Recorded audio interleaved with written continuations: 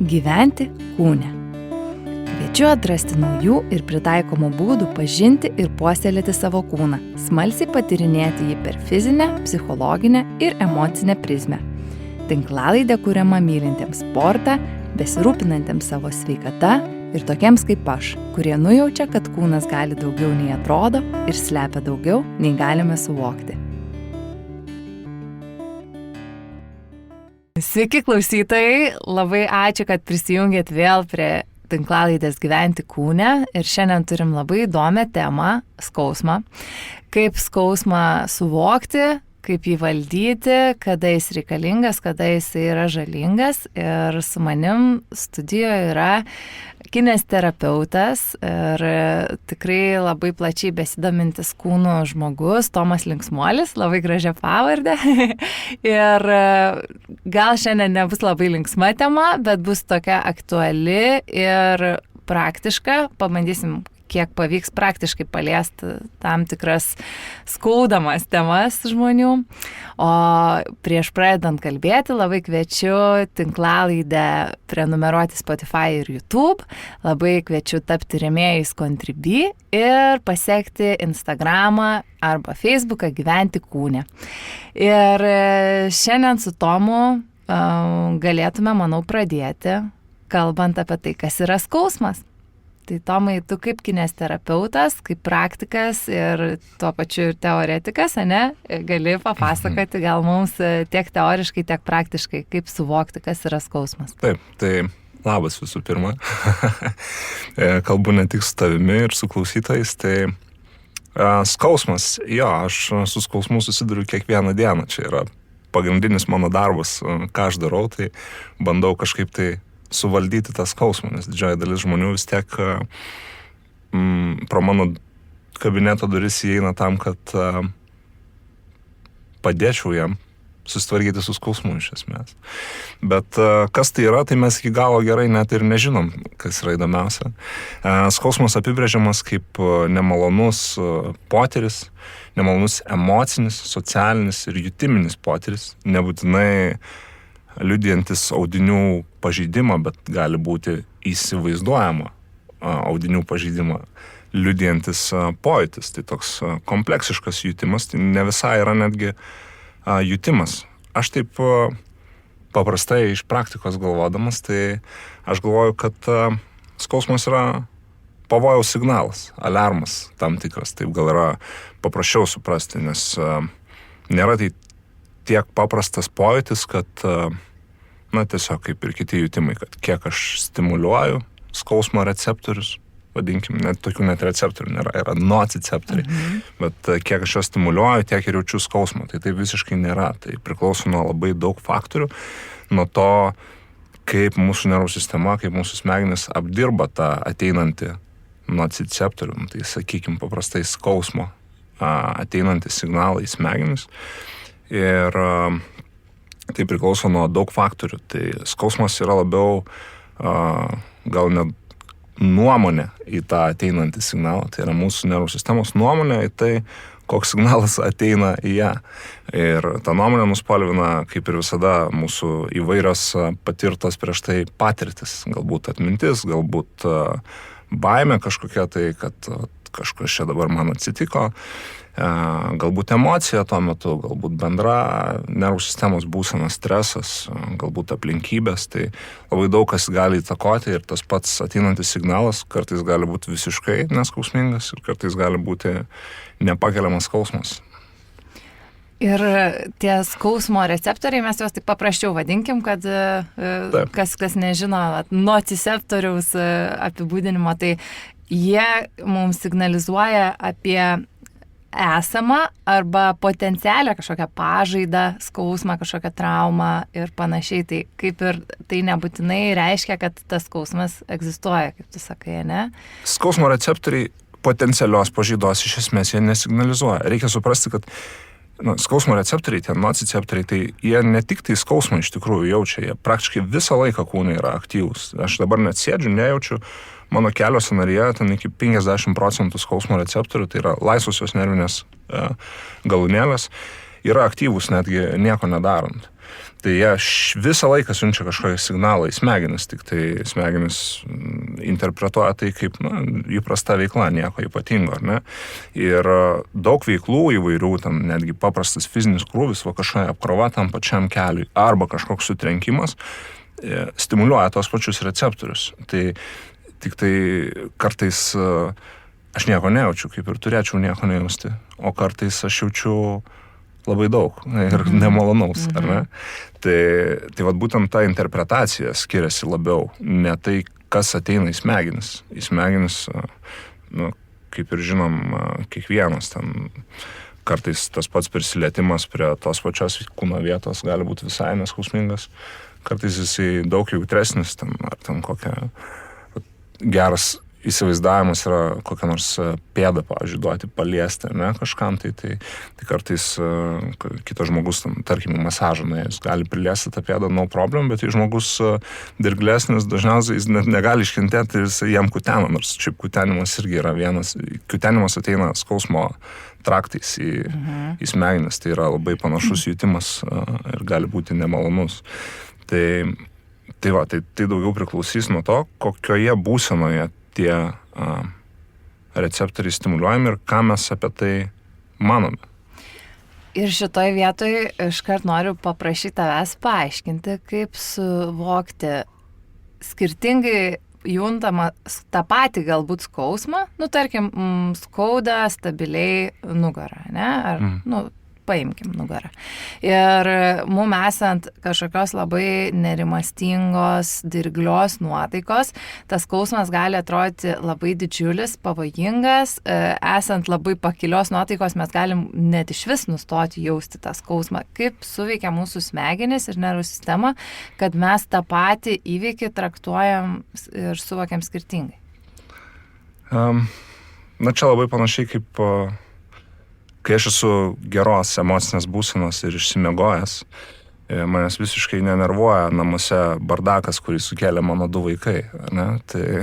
Bet kai aš grįžtu po darbo pavargęs ir užsiknisęs ir nieko nebenoriu galvoti ir einu namo ir jie ten padarė kažkokią pilį iš namų savo svajonių, tai man dažniausiai jau nebekelia juoko, aš ten visas pasintu ir sunervuoju. Tiesiog mano tolerancija kažkokiam stimului yra ženkliai sumažėjusi. Lygiai taip pat yra ir su skausmu. Skausmo suvokime dalyvauja labai daug smegenų regionų. Tai yra regionai atsakingi už emociją, regionai atsakingi už tą pačią grėsmę, tai apskritai tą skausmo suvokimą, jisai susideda iš kelių detalių, sakykime, ateina, tai paprastas dalykas, kurį mes suprantam, ateina signalas kažkoks į smegenis, ne? Ateina dirgiklis.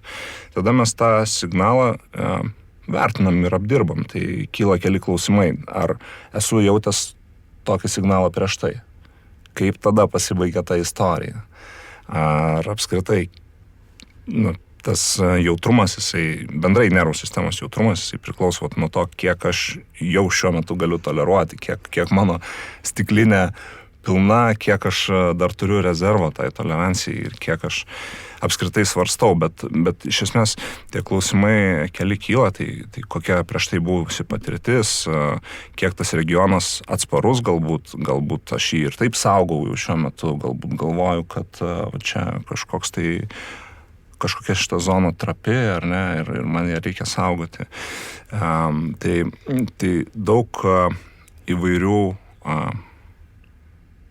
patirčių ir mūsų žinomos informacijos ir minčių apie tą ateinantį signalą įtakos jo apdirbimą. Bet dar įdomiau, kad kartais skausmas kyla net be ateinančio signalo. Tai mes žinom, kad yra fantominis skausmas, pavyzdžiui, kur nėra iš kur ateiti signalą, tai yra skausmas, kai yra amputuota galūnė, ne, ir tos galūnės jau nebėra, ir signalas neateina, bet žmogus jaučia labai didelį skausmą.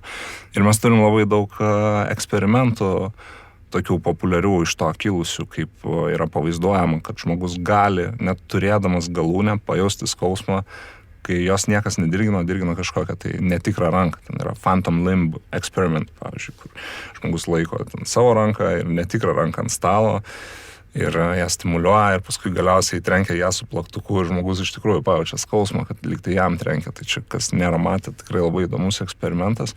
Bet tai tiesiog įrodo, kiek galinga ta mūsų vaizduotė, sakykime, kiek mes galim gerai įsijausti. Ir čia lygiai taip pat kaip kartais, šitas gal geriau įsivaizduojama žmonėm, esam matę gal kažkokių baisių filmų, kur kam nors tenai pjauna ranką, nežinau, ar būna geras, kai matai filme, kad voras kažkur tai ropoja žmogui ant rankos ir tu pradedi net jausti ant savo rankos ir ten purtyti, išsigąsti, ar ne? Tai per atspindžio neuronus ateina tokie pojūčiai, bet yra daug įvairių mechanizmų, žodžiu. Skausmas, jisai daugiau vis tiek yra ne centrinės kilmės, bet jis priklauso nuo to, kaip centrinė nervų sistema apdoroja turimą informaciją, nebūtinai gaunamą net šiuo metu informaciją. Palėtė fantominius skausmus, o jeigu kalbėti apie psichosomatiką, kaip dažnai pas tave, kaip pas kineziterapeutas, žmonės ateina su psichosomatika, kur testuojant nerandi labai konkrečių priežasčių ir taip. Vis tiek kiekvienas skausmas turės ir psichologinį, ir biologinį, ir socialinę dalį. Ne? Tai yra biologinė dalis, ta jutimas ateinantis į smegenis, psichologinė yra tai, kaip mes, kokia mūsų psichologinė būsena ir galbūt gali būti ir tas trigeris, ir socialinė dalis to skausmo yra tai, kiek jisai mūsų apriboja, galbūt nuo mūsų veiklų socialinėje erdvėje ir kontekste, kiek jisai mums yra svarbus. Tai kiekvienam skausme mes turėsim, sakykime, dalį psichologijos, dalį socialinio aspekto ir dalį biologinio. Tik tai skirtingom dalim prisideda, ar ne? Ir būna iš tikrųjų tų psichosomatinių skausmų, kur tu visiškai nematai jokios priežasties kūnui taip elgtis ir skaudėti. Tarsi nėra pažeidimo, ar ne? Tarsi kažkokia yra... Dažniausiai tai mes galime matyti ženklus, sakykime, vis tiek kiekviena emocija, kiekviena būsena palieka atspaudą ant kūno, ar ne? Mes ten stresuojam, galbūt tai mes pykstam, mes liūdim, mes keičiam savo laikyseną, keičiam raumenų tonusą, keičiam įtampas ir su kiekviena emocija tas skausmas jisai turi tam tikrų koreliacijų, jisai dažniausiai nugula vienur ar kitur, tai turėdamas išdirbtą akį ar ten metodus, tai vertinti gali pastebėti ir suprasti, kada skausmo vedlys pagrindinis yra būtent psichologiniai momentai. Tiesiog svarbu tai neprieiti prie skubotų išvadų, nes dažniausiai vis tiek psichosomatinis skausmas jisai turės ir biologinį, ir socialinį dar komponentą. Galbūt ta kilusi įtampa kelia ten tų pačių skausmo receptorių stimuliacija, galbūt tai yra užsitęsusi problema, perėjusi į lėtinę. Tai nėra tokio dalyko, kaip ten visiškai psichologinis skausmas. Jis vis tiek turės ir kitas šakas, tiesiog norėdami ilgoje perspektyvoje tai pakeisti, mes turėtume vis tiek žiūrėti į daugiausiai tą sferą, kuri daugiausiai įtakoja, tai psichologija. Ir tokių klientų pasitaiko ir ypatingai esu pastebėjęs, pastaraisiais metais čia buvo su pandemija susiję, ten padaugėjimai tokių atvejų, vienatvė žmonėm daug ką turbūt iššaukia, bet ypatingai kažkaip tai žiemos periodu, mes žinom, kad tas mūsų lietuviškas žiemos periodas nėra lengvas daugumai ir yra depresijos įvairių atvejų, bet žiemos periodu man iš tikrųjų darbas dažnai tampa tikrai ir pačiam labai sunkus dėl to, kad tiesiog ateina nemažai tokių sunkių atvejų, žmonės atsineša sunkų emocinį krūvį. Ir tu tai jauti, tu natūraliai kažkiek tai to sugeri, bet tiesiog to padaugėja. Vasarą tokių klientų labai retai psichosomatinių, vadinkim, psichosomatinės kilmės skausmo labai retai aš sutinku ir matau, o žiemą gal net kartais ir didesnė dalis tokių klientų mane aplanko. Ir kaip apskritai paveikia skausmą nuotaika, išsimiegojimas, visas tas toks bendras psichologinis komponentas, kaip mus paveikia biologiškai, nes tai nėra, nebūna tik tai tas psichologinis faktorius, kaip sakai, ir tai dažniausiai kažkaip paveikia kūną, kad jisai sureaguoja ir tie skausmo receptoriai. Tai reakcija yra globali ir labai didelė, mes galim ten leistis taip giliai ir aiškintis, kokius neuromediatorius tai įtakoja stresas ten, ar miego trūkumas, tai netgi audinių lygyje įtakoja neuromediatorių ar neuronešėjų, ar ne, pokytį, ten yra atsiranda daugiau simpatinės nervų sistemos tonuso ir simpatinės nervų sistemos mediatorių, tai bendras dirglumas ir iššaukimas to skausmingo stimulo tampa lengvesnis ir lygiai taip pat apdirbimas informacijos jisai kinta. Tiesiog simpatinė nervų sistema ima dominuoti, mes esam daugiau strese, lėtiniam arba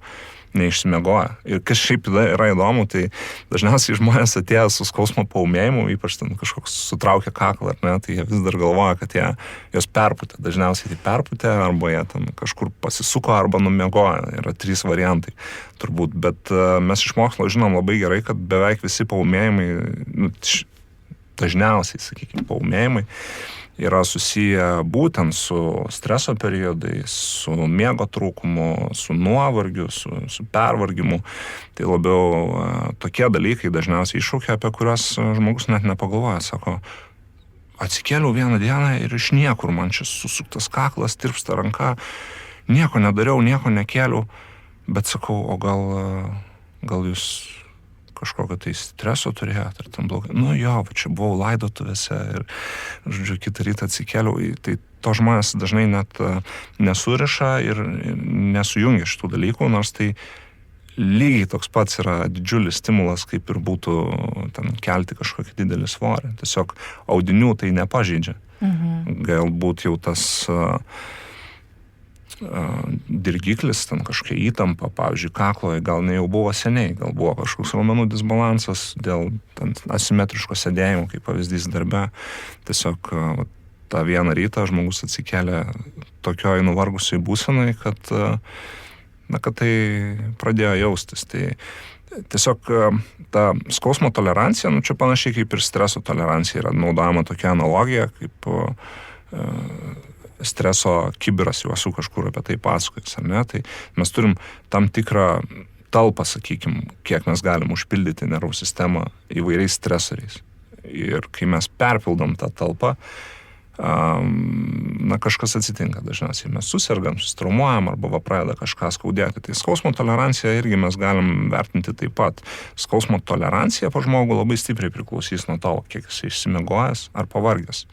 Ir tokiais atvejais galbūt nereikia net ieškoti ten labai kažkokio pažeidimo ar biologinės traumos. Jeigu mes iš tikrųjų išsiaiškinom, kad taip įvyko, mes tada turim galimybės labiau arba tą streso talpą pabandyti ištuštinti kažkaip, ar nupilti bent jau, arba padaryti ją didesnę ilgoje perspektyvoje. Tai turbūt turėtume daryti ir tą. Tai taip, bet tai kompleksiški veiksniai įtakos skausmo atsiradimą. Prakalbai jau apie skausmo toleranciją. Gal gali papasakoti Tomui apie skausmo slenkstį, nes visi žmonės turi skirtingą, tai kas tai yra, kaip mums jį suprasti? Tai kiekvienas žmogus turi skausmo toleranciją ar skausmo slenkstį skirtingą. Individualiai dar bet kurią akimirką. Taip. Aš esu turėjęs kažkada pats, kažkada buvau per savo kietą charakterį įsivaręs lėtinį kelių skausmą, tendinopatiją, tai toks skausmas, kuris atsirasdavo man keliuose ilgiau sėdint, ar ten judant, sportuojant, bet ilgai sėdėti vienoje vietoje būdavo skausminga ir toks labai geras man nutikimas įvyko, kuris man iliustravo gerai, kaip keičiasi skausmo slenkstis, priklausomai nuo nuotaikos, kaip tu štai klausai, iki gal ir neatsakiau. Tai buvau su to kelių skausmu Vilnius Jazz festivalį. Buvo kažkoks free jazzo, toks visiškai crazy koncertas, man atrodo. The Holy Mothers buvo tokia grupė, koncertavo, eksperimentinis free jazzas, labai keistas koncertas ir jisai labai bangavo, ta prasme, nuo to, kad visiškai nesuprantamos dalis man buvo koncerto, iki to, kad mane išneždavo ten tokią labai gerą emociją ir euforiją. Ir lygiai kartu su tuo aš sėdėjau Ir lygiai taip pat bangavo mano kelių skausmas nuo to, kad aš ten sėdžiu ir negaliu pakelti ir galvoju tik apie kelius, iki to, kad visiškai juos užmirštu ir tiesiog muzikoje mėgaujuosi. Tai vat, vieno koncerto metu, kiek kartų pasikeitė skausmo slenkstis. Skausmo slenkstis yra riba, nuo kurios mes pradedam jausti skausmingą stimulą. Tai jeigu aš spaudžiu, pavyzdžiui, tą patį kelią su pirštu, po truputį pradedu spausti, iš pradžių tai yra neskausminga, kuo labiau aš spaudžiu, tuo labiau pradeda skaudėti. Ir skausmo slenkstis, jisai skirtingas tarp žmonių. Galbūt sakoma, kad skiriasi tarp vyrų ir moterų, nors gerai negalima paaiškinti. Ar apibendrinti šito, tai vidurkis skiriasi, bet apskritai sunku pasakyti. Ir skiriasi pas kiekvieną individą netgi dienos metu ar priklausomai nuo dienos, priklausomai nuo to, kokio jisai būsenai. Jeigu mes turim lėtinio skausmo atvejį kažkokį, tai skausmo slenkstis apskritai jisai praktiškai neegzistuoja. Ta prasme, būna alodinėje, tai yra, kai net bet koks kitas jutimas sukelia skausmą, lengvas prisilietimas, paglostimas, šaltis, visą tai sukelia žmogui labai didelį skausmą, nes tiesiog skausmo slenkstis jisai kažkur tai ties grindimis, ir yra kitų būsenų, kaip adrenalino paveikta būsena, ten šoko būsena, kai skausmo mes apskritai nejuntame.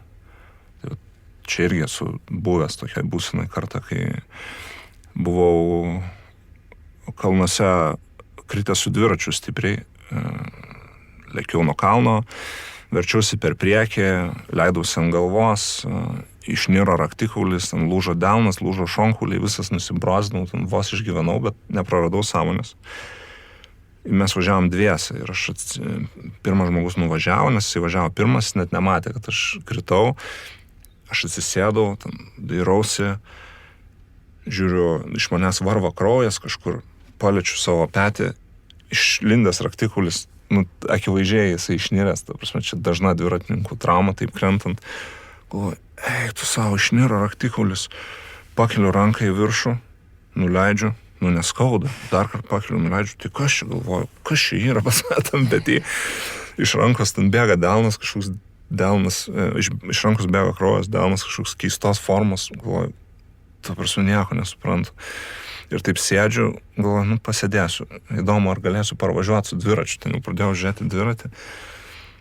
Ir galvoju, pasėdėsiu, kad neapalpčiau, ir žiūriu, atvažiuoja į kalną, atgal grįžta tas mano draugas, su kurio važiavom, aš tik jį pamačiau, kai pradėjo iš karto viskas skaudėti. Aš bandau nusimti maikę, nes nubrazdinta nugara, negaliu net pajudinti tas rankos, žodžiu, žiaurus skausmas iš karto užplūdavo, bet tas kelias minutės, kol jis ten atvažiavo, aš absoliučiai nieko nejaučiu, toks surrealus prisiminimas likęs, kad tarsi visas traumuotas, bet nieko nėra. Ir taip pat žmonės, ten yra istorijų, kaip atvažiuoja, ten savo ranką į ligoninę atsiveža kitoj rankoje ir tada tik tai pradeda jausti skausmą, kai jiems suteikiama pagalba. Nes tai yra išgyvenimo toksai instinktas. Tai va čia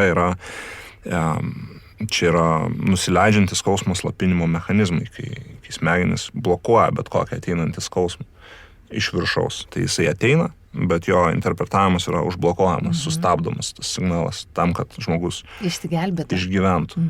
Ja, šoko būseną vadinam. Tai įdomus dalykai. Ačiū už istoriją. Čia žmonės turbūt buvę ekstremaliuose kažkokiose situacijose galėtų paantrinti šitam. Dabar galvoju dar vieną momentą, kadangi mes turim tokį turim įrankių galbūt tą žmogaus jautrumą įvertinti ir įvertinti skirtingų žmonių jautrumą ir skirtingom akimirkom, skirtingom situacijom. Ir tu užsiminei apie pėdų lietimo masažo metu, ne? Ir kaip, pavyzdžiui, gali specialistas patikrinti tuo metu, ar žmogus leis jam, nežinau, atlikti giluminį kažkokį labai masažą, ar jo reikės paviršutinio. Kaip gali žmogus žinoti, ar ar jis tuo metu yra jautrus, ar jam reikia kažkokių labai švelnių priemonių atsipalaidavimui ir tam skausmui galbūt kažkaip sumažinti, ar jisai turėtų gauti kažką labai ekstra stipraus ir tokio. Yra daug įvairių priemonių, bet kartais sunku jas interpretuoti, jeigu mes tą žmogų matom tik pirmą kartą. Dauguma priemonių veikia sekimui, sakykime, žmogaus, tai yra ten tokių objektyvių, kaip ten koks širdies ritmo variabilumas, bet yra ir subjektyvių dalykų, kuriuos galima pastebėti, jeigu čia žmonėms dirbantiems su kūnu labiau. Tai geras streso termometras dažniausiai yra viršutinio kaklo įtampa ir ten pečių juostos įtampa, nes visada šitie raumenys reaguoja į stresą. Tai jeigu mes turim žmogų su chroninė įtampa viršutiniam kakle, ten galvos skausmais kažkokiais ir pečių juostos įtampa, tai jau, ta prasme, jau mes galim būti tikri, kad tas žmogus bus jautrus apskritai skausminiam stimului ar apskritai jisai bus stresiniai būsenai. Yra tokių labai specifinių testų, ten funkcinės neurologijos, ką aš, pavyzdžiui, naudoju darbe, galėdam, tai man suteikia galimybę net įvertinti kažkokių specifinių receptorių jautrumą tuo metu kažkur tai, bet čia jau labiau gydymo instrumentai. Bet ką dar galima vertinti, tai toks visai neblogas testas yra pusiausvyra ir ypatingai pusiausvyra užsimerkus. Tai prastai žmogus teoriškai turėtų užsimerkęs ant vienos kojos išstovėti 20 sekundžių. Bet retas, kuris žmogus šiais laikais išstovės užsimerkęs 20 sekundžių, ypač stebimą darbą dirbantis, bet galėtume nuleisti tą kartelę iki 10 sekundžių. Tai tas pats žmogus, būdamas geram atsistatyme ar geroj būsenoj, subalansuotoj ir stresiniai būsenai ar pervargęs neišsimiegojęs, jo rezultatas labai skirsis. Tai jeigu jisai negali išstovėti sekundės 2 ir dažniausiai labai nustemba, kad negali, galim irgi įtarti, sakykime, kad jo nervų sistema šiuo metu gerai negali apdoroti stimulą. Toksai vienas iš ženklų. Bet yra ir daugiau simpatinės nervų sistemos požymių, tai ten išsiplėtę vyzdžiai, pavyzdžiui. Galima net daryti tokį testą, jeigu jau norim gilintis prieš atliekant masažą, tai pašviesti su šviesa kažkokia tai vyzdį ir pasižiūrėti, jis visada susitrauks šviečiant į vyzdį, ar ne, vyzdys susitraukia ir mes galime matyti, per kiek laiko jisai išsiplečia vėl atgal. Tai įprastai mes norėtume matyti bent jau 6 sekundės išlaikytą vyzdžio susitraukimą. Tai geroj būsenai ir ilgiau, bet stresiniai būsenai tai 3-4 sekundės maks ir vyzdys vėl išsiplečia ir pradeda susitraukinėti, išsiplėsti, nes jau yra nervų sistema išvargusi. Vis tiek šaltos rankos, ten prakaituojantis delnai, gali būti tokie požymiai, kartais net užsimerkus žmogaus akys laksto, kvėpavimas suintensyvėjęs. Kvėpavimas, labai geras testas galėtų būti Bolt score'as, kai paprašom žmogaus ramiai įkvėpti, ramiai iškvėpti ir užlaikyti iškvėpus. Ir pasižiūrėti, kiek laiko jisai komfortiškai gali būti be oro. Tai vėlgi būtų labai gerai 20 sekundžių sugebėti išbūti. Čia yra anglies dioksido tolerancija, kuri irgi siejasi su to pačiu atsistatymu ir nervų sistemos dirglumu. Tai čia tokie paprasti galbūt būdai, kas praktikoje pritaikoma. Aš dar atsimenu iš mokymų pas gydytoją Dalių Barkauską, jisai tą masažo specialistam ypatingai paminėjo tą tokį netikėtą prisilietimą prie padų. Ir jeigu žmogus iš karto sureaguoja net kaip į skausmą, tai tam žmogui ten užteks paglostymo. Jeigu sureaguoja kaip į kutenimą, tai gal ten galėsi vidutiniškai, o jeigu taip, prilėtė, neprilėtė, net nedidelė reakcija, tai galėsi ten lysti giliai. Taip, tiesa, sutinku visiškai taip. Tai bet žmogus tas dirglus, jisai jau net gali net nepriliesti, užtektų staigiai ištiesti ranką link to žmogaus, jisai krūptelės dažniausiai. Tai matosi tie ženklai, jeigu taip skaitant kūno kalbą galima pastebėti. Aš kodėl paklausiau, nes kartais mes einam ieškoti pagalbos ir ne visą laiką žinom, kur kreipiamės ir kartais tokie paprasti dalykai gali padėti šiek tiek įvertinti, ar tas specialistas mums padedantis yra kompetentingas, ar jis atsižvelgia į mūsų būseną, į mūsų jautrumą ir panašiai. Taip, skausmo gydymas skausmų ne visada yra išeitis ir ne visada tikrai tinkamas gydymo būdas. Apskritai man ganėtinai keistai atrodo suvokimas, kad masažas būtinai turi būti stiprus ir skausmingas, tai taip tikrai negali būti. Aš tai savo pinigų tikrai nemokėčiau už tai, kad mane skausmingai masažuotų. Aš einu tik į tokį masažą, kur užmiegu visada ir galiu pasimėgauti, bet čia nebūtinai tai tik tai taip yra teisinga. Kartais iš tikrųjų galima skausmą gydyti skausmų. Čia yra įdomus fenomenas, bet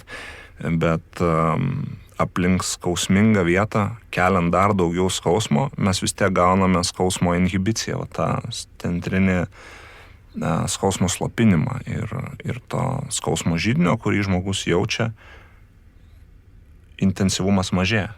Ir realiai tai gali būti veiksmingas gydymas, manualiniai terapijai naudojama, kai ten užspaudžiam kažkokią skausmingą vietą ir leidžiam žmogui judėti su tuo skausmu ir tada po truputį skausmas sumažėja. Tai yra neuromoduliacija vadinama. Šiaip dauguma manualinių gydymų tuo remiasi. Tik tai, kad teoriškai tai ten, sakoma, visokių įdomių dalykų žmonės galvoja, kad ten kažką tai ten prajudino, ištempė ten fasciją ar ten pastatęs lankstelį į vietą, nors dažniausiai visi tai yra modernus mokslas, į tai žiūri labiau kaip į neuromoduliaciją, nes mes žinom, kad audinių pakitimų dažniausiai neįvyksta kažkokių tai biologinių, bet įvyksta labai stiprus pakitimai skausmo interpretavime visam, tiek receptorių lygyje, tiek nugaros smegenų lygyje, kur skausmas irgi yra apdirbamas, ir centrinės nervų sistemos galvos smegenų lygyje irgi yra pokyčių, tai skausmas gali būti ir gydantis. Lygiai taip pat įdomu dar yra, kaip, pavyzdžiui, lindimas į šaltą vandenį, ne, tai jeigu mes ir juntame kažkokį skausmą prieš tai, mes tada lendam į, nežinau, ar esi lindus į tą neketę ir šaltą vandenį, tai nėra malonus experiences iš pradžių, tai tikrai skauda visą kūną ir atrodo pjausto visą odą kažkas tai tau. Ir praeina ten tą minutę, nusiramini, iškvėpuoji ir viskas atrodo pradingsta. Ir visas skausmas pradingsta ir kaip gera pasidaro tam vandenyje būti, tu tiesiog atsirandi, čia ir dabar pagaliau dingsta visos įkyrios mintis ir viskas, ar ne? Bet kai išlipi, tas skausmo slopinimas jisai tęsiasi. Dažniausiai žmonės, kurie turi kažkokių lėtinių skausmų, jie dar kurį laiką paskui gali be to skausmo pagyventi, dėl to taip ir mėgsta tą šaltą vandenį. Tas panašu, kad galioja ir netgi ir tiem emociniam, psichologiniam skausmam, nes sugrąžina žmogų į čia ir dabar būseną per labai forsuotą stimulą, tokį, per susidorojimą su dideliu stresu tuo momentu. Tai dažnai toksai priklausomybė keliantis fenomenas būna, bet nėra pati blogiausia priklausomybė turbūt. Kaip ir judėjimas, sportas, ne, irgi gali būti priklausomybė, bet ne. Gali, aš tai manau, kad aš ją turiu. Tai kaip ir gerai, ar ne, kaip ir kelia mums daug įvairių naudų, bet lygiai taip pat irgi gali kelti ir problemų. Ir jeigu mes visą laiką remiamės tuo pačiu mechanizmu, kaip suvaldyti savo stresą, tik tai sportuodami ir pabėgdami taip nuo savo minčių, tai aš jau daug kartų esu pasimokęs skausmingai, kad nėra pati geriausia strategija taip elgtis. Mano beveik visos traumos, kurias esu patyręs, atėjusios daugiausiai dėl šitos priežasties. Mes labai priklausomi nuo savo psichologijos. Mes turbūt ir esame savo psichologija. Taip. Nors kartais labai gerai būtų jie nebūti ir turbūt reikėtų mokintis kiekvienam žmogui su savimi susigyventi ir pabūti pabūti ten, kur esame, nekeliant savo problemų iš vidaus. Čia tokia svarbi vieta labai, man atrodo, net ir tu pasidalinai tokiu geru apibendrinimu mokslo, kaip mes interpretuojam savo nugaros skausmą ir ten buvo keletas tokių labai gerų mitų ir faktų, tuo pačiu, kad mitas tai, kad dažnas galvoja, jog jeigu jauti nugaros skausmą, tai galvoja, kad kuo toliau, tuo daugiau jo jausi, kad mes sensim ir bus tik blogiau. Ir koks yra faktas, šiek tiek gal tą mitą sugriaunantis, kad kuo mes jaučiamės pozityviau savo skausmo atžvilgiu, tuo tas skausmas lengvėja, arba tuo lengviau mums su juo būti ir tuo mažiau kliudo gyventi ir tuo lengviau jį yra net ir pašalinti. Tai tas psichologinis faktorius gali būti labai didelis trukdis dirbant su skausmu. Tai faktas, tai šiaip aš manau, kad skausmo gydyme daugiausiai lemia tai, ką mes kalbame ir kaip mes aiškiname žmogui, kas jam atsitiko. Aš nemažai metų jau dirbu su skausmu ir nors per tos visus metus aš kaip specialistas ženkliai patobulėjau, daug geriau ten įvaldžiau įvairias technikas, ten pradėjau suprasti geriau, ten diagnozuoti, gydyti ir taip toliau, bet žiūriu, kad galiausiai aš manau, kad nuo pradžių vis tiek turėjau kažkokį tai efektyvumą ir jį išlaikau ir galvoju, kad tiek kartų, kiek pasikeitė mano žinių, ten kiekis ir suvokimas, tikrai nepagerėjo efektas gydymo tiek kartų. Jis pagerėjo, bet jis tiek kartų nepaaugo. Ir aš galvoju, kad vis dėlto tą efektyvumą nuo pradžių ir dabar lemia daugiausiai tai, kad aš skiriu laiko žmogui paaiškinti, kas jam atsitiko, ko jam tikėtis, ką jam daryti ir duodu kažkokį tai veiksmų planą. Nes, kaip ir sakiau, skausmas yra pavojaus signalas. Ir dauguma žmonių ypatingai patyrę nugaros skausmą, jie išsigąsta, nes jie turi ten kažkokių istorijų girdėję, ten prisiskaitė, jau Google ateina, informacijos yra daug, ne, jinai yra žiauriai šūdina dažniausiai, jeigu tu eini paskaityti, kokios yra priežastis nugaros skausmo, tai, dar plinta į koją, čia išvarža, mano seneliui buvo išvarža, ten jį operavo, taip ir neatsistatė, o tas čia iš viso nepavyko operacija. Žodžiu, žmogus greitai labai prisigalvoja ir prisigazina, nors mes žinom, kad nugaros skausmas, kaip ir bet kuris kitas skausmas, jisai dažniausiai nėra nieko pavojingesnis. Meškos paslaugą dažnai padaro ir medicinos sistema, kuri dažniausiai vis dėlto žmogaus negydo sutrikimą, ar ne, taip jau sudėliota vakarietiška sistema ir žmogui ten galbūt dar reikia ateinant pas kineziterapeutą, jau ten peršviečia nugarą, ten padaro magnetinį rezonansą, randa išvaržą, ten kažkokį tai osteochondrozę, dar spondilolistezę, kur žmogus net nesupranta tų žodžių, nieks jam nepaaiškina. Gydytojas sako, man irgi taip yra ir čia jau tu nesportuok, čia tau visam gyvenimui ir, žodžiu, turėsi tą problemą, turėsi visą gyvenimą daryti mankštas, gal tada kažkas ir pagerės. Neurochirurgas sako, čia tai jau garantuoti reiks operuoti. Nors mes žinom, kad tarp disko išvaržos ir skausmo nėra jokios koreliacijos praktiškai. Ta prasme, mes galim turėti, dauguma žmonių, šiaip, jeigu imant vidutinio amžiaus žmonės, kuriems neskauda nugaros, tai virš 60% vidutinio amžiaus žmonių, kurie nejaučia skausmą, turi disko išvaržų juosmeniniai daly. Jie nieko nejaučia.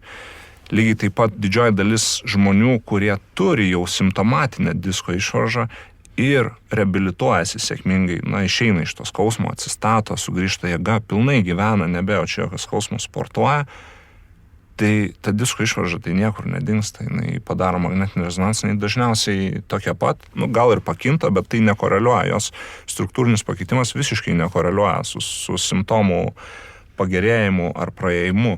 Tai mes turim tokios informacijos labai daug, modernus mokslas tą suvokia, bet iškomunikavimas dažnai neįvyksta ir žmogus vis dėlto ateina prisigalvojęs, jau jisai pats išsigandęs, dar tada jam padaro dar daugiau tyrimų, jisai dar labiau išsigąsta, tada, natūraliai nustoja galbūt judėti, galbūt save apriboja nuo kažkokio kilnojimo, galbūt tada paskaito, kad čia reikia tiesią nugarą laikyti, tada visą laiką vaikšto tiesus ir įsitempęs.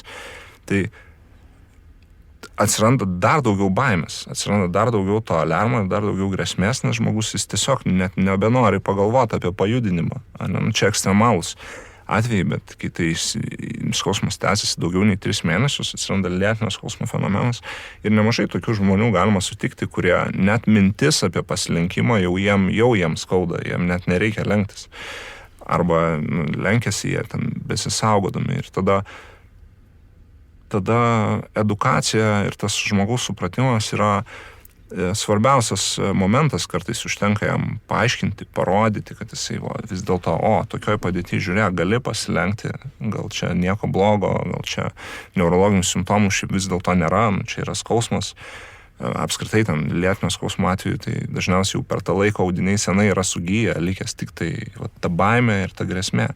Tai norint sumažinti grėsmę, smegenų nervų sistemos ar žmogaus suvokiamą grėsmę ir juntamą skausmą, dėl to nemažai reikia liežuvių padirbėti, nemažai įtikinti, bet tai nėra tik tai, nes dažniausiai geriausiai tai žmogus įsitikina pajausdamas, kad gali. Galbūt jis padaro kažkokį judesį panašų, pratimą, tada sunkesnį, tada jaučiu, geras, galiu ir pasilenkt biškį, ir pakelt galiu. Ir tas skausmas tada labai staigiai pradeda mažėti, jis išeina žmogus iš to užburto rato, kad jisai bijodamas save dar labiau apriboja ir dar labiau pradeda bijoti ir jau ir to negaliu, ir čia ir eiti su draugais negaliu į žygį, nes čia pradės skaudėti. Ir, žodžiu, tos baimės uždarinėja žmogų ir jį stumia į kampą. Tuo tarpu mes žinom, kad vis tiek gydyme, kad ir apie kokį skausmą mes kalbėsim. Iš esmės tai tikslas yra kaip tik ne apriboti žmogaus kiek įmanoma ir surasti būdą jį stiprinti ir sugrąžinti atgal ten, kur jis buvo, arba dar į geresnę būseną, negu jisai buvo prieš tai. Tai tik tai tam reikia suvokimo, kuris dažnai neateina. Tokios informacijos galbūt vis dar trūksta ir ypatingai medicinos sistema, manau, gerai neiškomunikuoja dėl to, kad galbūt laiko stoka, galbūt ten seni kažkokie įsitikinimai yra pas tam tikrus gydytojus, kai kuriuos, aišku, aš ne absoliučiai kalbu, yra fantastiškų gydytojų, bet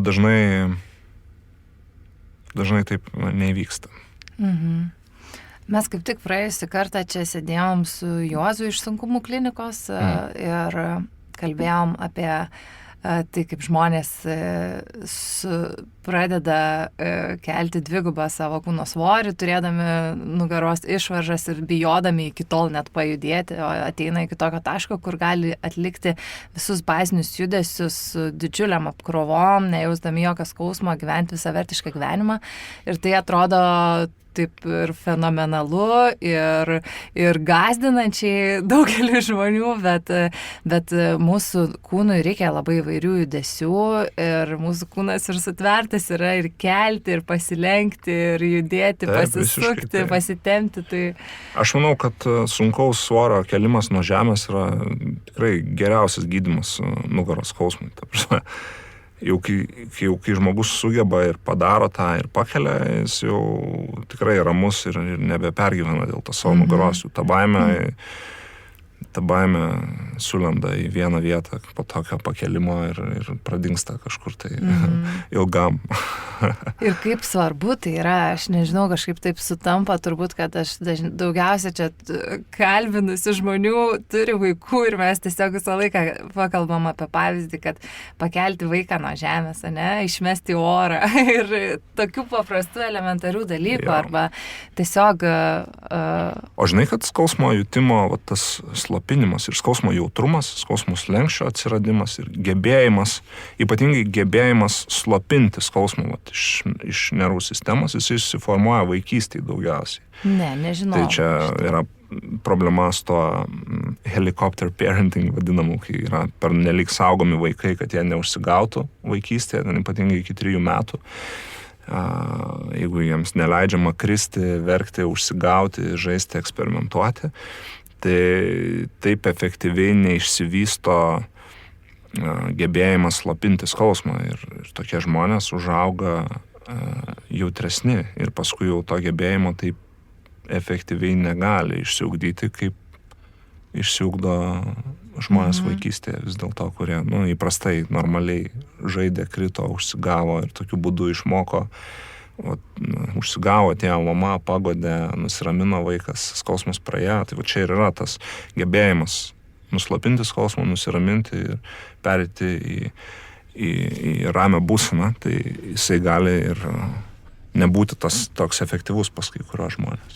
Tai žodžiu, aš per daug pergyvenu, kad mano 2-metis iškrito iš lovos, ne? Juokauju, bet kokiu atveju čia geras toksai priminimas tėvam ir man pačiai, ačiū. Mes labai daug jau palėtėm, iš kur kas yra skausmas, iš kur jis ateina, su kuo mes jį kartais maišom. Kaip dabar praktiškai paimti ir pritaikyti tą skausmo temą prie judėjimo. Žmonėms pradedant sportuoti ar apskritai sportuojant labai dažnai pradeda skaudėti nugaros apačią, daug kas pasiskundžia kelių skausmų, peties sąnario. Pakalbam apie šitą temą. Čia toks yra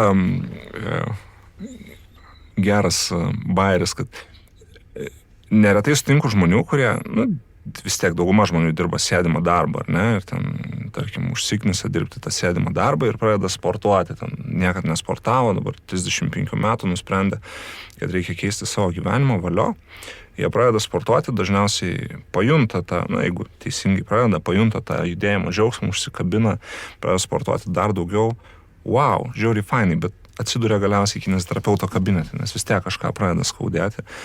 Ir tai tai ana, tai kelia, tai čiurna, tai ten petį. Ir tai visiškai nenuostabu, nes kūnas jisai nebuvo treniruotas daug metų ir dabar mes jam staiga davėm didelės apkrovas, su kuo jam sunku susitvarkyti. Ir aš manau, kad galbūt kineziterapeuto pagalba ar priežiūra tokiu atveju tikrai yra reikalinga ir būtina, norint įsivertinti, kiek rimta ta problema, ar čia galima tęsti tą sportą ar ne, bet dažniausiai, kai žmonės užsikabina, taip jie linkę tęsti, jie galbūt nebent labai išsigąsta, tada nutraukia, bet mano rekomendacija dažniausiai yra, taip atsirandant tokiam skausmam, pradėjus sportuoti, bandyti vėlgi išlaikyti fizinį aktyvumą kiek įmanoma, nes jeigu mes atsiradus bet kokiam skausmui iškart metam sportą ir laukiam, kol jisai praeis ir tada vėl pradedam sportuoti, yra problema tokia, kad tada jau ne tik tai skaudėja, bet ir mes praleidom ten 2 ar 3 savaitės treniruočių ir mes vėl praradom treniruotumą ir vėl sugrįžti į krūvį mums vėl sunkiau, nes audiniai vėl, jie šiaip labai greitai deadaptuojasi. Ta prasme, tai, ką mes subildinom per 3 savaitės, tiksliau per kelis mėnesius, mes per 3 savaitės galim sėkmingai prarasti ir sugrįžti vėl į nulinuko lygį. Tai tam, kad krūvis nevarijuotų, dažniausiai reikia suvokti, kad taip, patirti skausmą, jeigu tai nėra kažkoks toks jau ūmus skausmas, kad negalim iš vis pajudinti ten rankos ar kojos, kažkokie tai skausmeliai yra visiškai normalus sportuojant, bet to, tiesiog neįmanoma apsieiti. Dauguma tų skausmų per kelias dienas savaime praeina, net nieko nedarant, bandant apkrauti tą patį regioną neskausmingose judesiuose. Tai, tarkim, aš negaliu kelti į viršų, bet gal galiu stumti į priekį arba traukti be skausmo ir reikėtų tą ir daryti, kad palaikyti audinių stiprumą, kad lygiai taip pat net, kad smegenim įrodyti, kad nieko čia pavojingo nesitiko, aš galiu padaryti ir tą, tik šitą vieną judesį negaliu. Tai nereikia iš karto labai stipriai galvoti apie tai, kas čia atsitiko, dramatizuoti, nes dažniausiai nieko reikšmingo tenai neatsitinka. Bet kas yra juokinga, tai kad šitie žmonės, kurie užsikabina ir pradeda sportuoti, jie paskui ateina tam su viena problema, su antra. Ir tas sako, blemba, bet mano tie visi kolegos, kurie toliau sėdi ofise ir nesportuoja, jiem tai nieko neskauda. Kodėl man skauda? Tai, tai va taip ir yra, kad iš tikrųjų kūnas jisai sėdint nieko ir nedaro, jisai toliau ten stingsta ir sustingsta. Bet kokia iš to nauda, klausimas sveikatai tai nieko gero tikrai neduoda. Neskauda, neskauda, gal galva skauda tada nuo kompiuterio kažką kito, bet norint išjudėti iš tos būsenos vis tiek reikės sportuoti ar mankštintis ar kažkaip tai judėti ir čia praktiškai neišvengiama, apskritai. Nepatirti skausmo gyvenime ir nepatirti skausmo sportuojant yra neįmanoma absoliučiai. Mes visada jo patirsim. Gal vienokio, gal kitokio. Aišku, gerai būtų, jei tai būtų tik raumenų skausmas, bet aš manau, kad jeigu jau mes bijom apskritai, kad mums kažką tai skaudės, tai gal net ir tai čia nėra net sportas, jeigu, ta prasme, dažniausiai tai norint, kad kūnas tobulėtų, mes jį turim stumti į priekį ir neišvengiamai perlipsim vieną ar kitą limitą ir tik tai nuo to tapsim stipresni ir išmoksim, kad perlipam. Bet aišku, jeigu tai dažniausiai sakau taip, jeigu ten yra skausmas atsiradęs iki 4 iš 10 stiprumo ir mes galim daryti judesius su juo ir galim atlikti pilną judesį ir judėti, dažniausiai galima palaukti porą savaičių ir pasižiūrėti, ar jisai praeina savaime ar ne. Jeigu jisai praeina, valio, viskas, pamirštam, tęsiam toliau tai, ką darim. Jeigu matom, kad jisai stiprėja, jisai nerimsta, jisai stipresnis skausmas yra negu ten 5 iš 10, jei mes negalim judinti galūnės, jei mums skauda, ypatingai ramybėje, naktį negalim rasti patogios padėties, kur neskaudėtų, tada galbūt reikėtų kreiptis į specialistą, įsivertinti, kas tai yra ir rekomenduočiau šitą kelionę pradėti vis tiek nuo kineziterapeuto įvertinimo, o ne nuo medicininio, nes jisai dažnai būna, kaip ir sakiau, ilgas ir iš kitos pusės. Tai kineziterapeutai dažniausiai jau paskui, jeigu įtaria, kad kažkas yra rimto, gali nukreipti į kitus specialistus, kad paieškoti tos problemos giliau. Aš dar tokį palyginimą kažkaip dabar galvoju, sukau, kaip anksčiau buvo, kol pati tik tai pradėjau eiti sportuoti ir žiūrėdavau grupinėse treniruotėse žmonės ir kai visi sportuodavo per galiu, negaliu, ten skauda nugaros apačią, tai gal taip ir turi būti ir iki to, kur dabar per treniruotės ir pati vedant pastebiu, kaip jau žmonės yra išsigandę ir ten suskauda, vos pajutau nugarą, ne? Ir jau viskas, reikia kažką keisti, stabdyti, gal čia man netinka. Tai kur yra tas viduriukas ir kaip žmonėm atskirti, pavyzdžiui, ar tas pačios nugaros apačios skausmas, jisai yra sveikas tuo metu, ar jisai jau yra signalizuojantis pavojų? Tiesiog pagal skausmą mes negalim to atskirti, pagal tai, ką mes jaučiam ir kiek. Sunku labai yra, nes skausmas kaip ir kalbėjom, įtakoja labai daug faktorių. Ta prasme, tai gali būti, kad tiesiog jautrus žmogus yra tuo momentu, ar ten nieko rimto kaip ir neatsitiko, bet gali būti, kad ir kažkas atsitiko rimtesnio. Tai dauguma skirtingų skausmo priežasčių, pavyzdžiui, nugaros apačioje, turės vis tiek labai panašų skausmą. Kad ir ką mes ten be užsigavom, ar ten sąnarį, ar diską, ar raištį, ar raumenį, skausmas tai bus panašus. Tai jau taip vertinant, ten, sakykime, specifiškai, kai mes žiūrim, tai galim įvertinti, kurią galbūt struktūrą ar kokia yra skausmo priežastis, bet pačiam žmogui nebus taip lengva. Tiesiog aš galvoju, kad vis tiek pagrindiniai kriterijai yra, ar mes galime rasti padėtį ar judesį, kuriame neskauda. Tai čia jau geras yra ženklas, jeigu ten taip skauda, kad nieko nebegalim judėti ir net padėties patogios rasti, kuriai neskaudėtų, čia visada yra pavojinga. Bet treniruotės metu, jeigu ten yra nedidelis skausmelis, dažniausiai irgi toksai iki 3-4 iš 10, maudžiantis kažkoks pojūtis, tai galima bandyti daryti pratimą ir netgi atsargiai po truputėlį ir žiūrėti, ar skausmas mažėja ar didėja. Jeigu apšilus, jeigu tęsim toliau ten 2 seriją, 3 skausmas mažėja, tai valio, let's go, padarom dar daugiau, sustiprėkim šitoj vietoj. Jeigu jisai nemažėja arba kaip tik stiprėja, tada mes jau žinom, kad kažko tai šitas judesys tikrai man netinka. Nereikėtų daužyti galvos į sieną ir toliau tęsti to paties, reiktų paieškoti gal kitos padėties, kito judesio, tom pačiom vietom apkrauti, pasižiūrėti, ar galim rasti tokį neskausmingą. Iš vis negalim rasti neskausmingo judesio, kur mes apkraunam būtent tą vietą. Tada jau tikrai reikėtų įsivertinti, kas tenai joje yra. Bet jei galim apkrauti kitų judesių neskausmingai, tai pirmiausia, reikėtų tą ir pabandyti padaryti, greičiausiai, kad ir tas skausmingas judesys laikui bėgant pradings. Dar tiek daug klausimų iš tikrųjų turiu, o mums liko porą minučių, aš kažkaip taip nujaučiu, kad gali tekti mums ir antrą kartą susitikti, nes yra labai daug dar praktinių dalykų, kuriuos galim paliesti, bet galvoju, gal pabandykim Tomai apibendrinti tiesiog, ką šiandien pakalbėjom ir ką norėtume gal, kad išsineštų žmonės, tai aš iš savo pusės gal kas man įstrigo, tai vienas dalykas, tai kad skausmas dažnai ateina iš mūsų emocinės būsenos ir jaučiant skausmą reiktų stabtelti ir įsivertinti, ar gerai miegojau, ar jaučiu stresą, ar esu pervargęs. Kitas momentas tai yra, kad skausmas dažnai apriboja mūsų judėjimą, o apribotas judėjimas padidina mūsų skausmą ir užsisukam į tokį žalingą ratą. Tai kad pabandyti iš to rato išeiti, rasti drąsos pajudėti ir pasižiūrėti, kaip tas skausmas keičiasi, arba bent jau kreiptis į specialistą, geriausia ne iškart į mediką ir į medicinos įstaigą, bet galbūt į kineziterapeutą, į žmogų dirbantį konkrečiai su judesiu ir pasižiūrėti, gal tai visiškai nepavojingi dalykai. Tai čia tokie porą momentų, kuriuos aš išsinešu ir Tomai, tu dar uždėk keletą akcentų ant tų vietų.